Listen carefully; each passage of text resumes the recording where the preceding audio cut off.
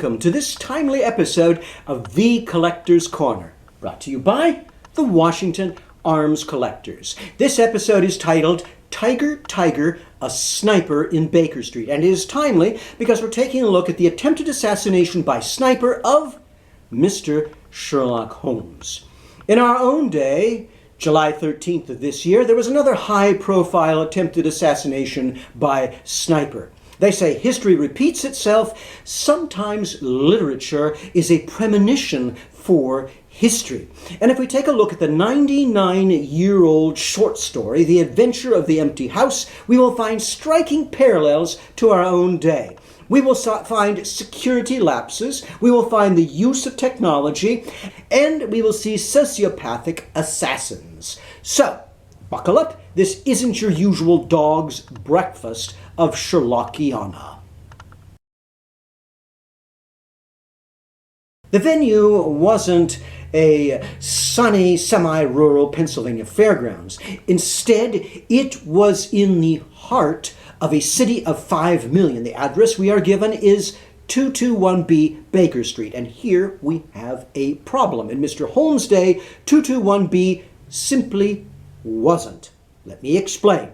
Baker Street is in the Westminster Borough of London. Westminster is the equivalent of the Egyptian Valley of Kings. Located here are not only Buckingham Palace, the Houses of Parliament, number 10 Downing Street, but also some of those would-be kingmakers, the scribblers of Fleet Street. Baker Street, since Mr. Holmes' day, has been remodeled by war and development. But Baker Street has also been renumbered. It was 30 years after Mr. Holmes left London for the Sussex Downs in retirement that all of the dwellings and commercial buildings were given new street numbers. In Mr. Holmes' day, there was no 221B on Baker Street. What we have is a transparent ploy by Dr. Watson to protect their privacy from the paparazzi. How then do we discover the true location of the attempted assassination?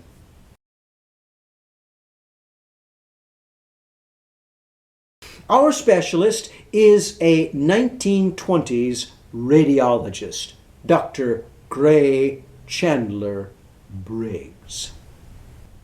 Dr. Briggs had a radiologist's unique inside-out view of the world. Radiologists look at X-rays. X-rays enable them to see past the obvious into the opaque bones, and the obvious becomes transparent and ethereal. He turned this inside-out approach to the problem of 221B. He said, rather than looking for 221B on Baker Street, let's look for the house directly across the street, for it's described for us. We are told that it had a mews for horses in the back. We are told that the backyard had a wooden gate. We are told that there was a fan light above the door. And finally, and most decisively, it is called Camden House.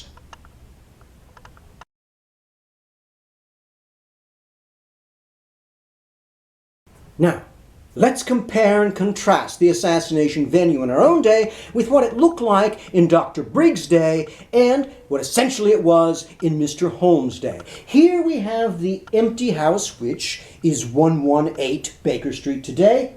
There you go. Now, here is what Mr. Sherlock Holmes would have seen. You can see the plaque by the door. It says Camden House. Now, directly across the street from 118, we have 111 Baker Street. Here's how it looks today. You can see the bottom story is a post office. The building was disastrously damaged in World War II and partially rebuilt on the lower story. Here's what it would have looked like in Mr. Holmes' day.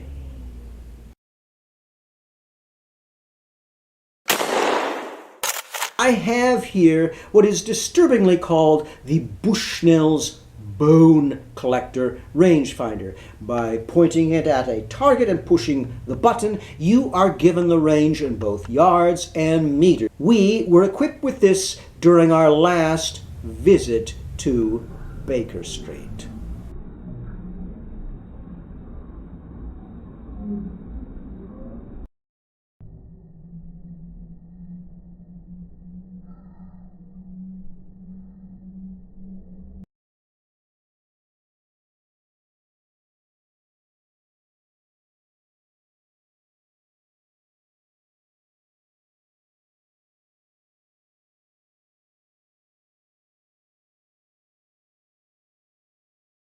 Please join us, hopefully, next week for Chapter 2 of Tiger, Tiger, a Sniper in Baker Street, when we look at our sociopathic assassin and we get to some of the good stuff, which of course is Victorian firearms.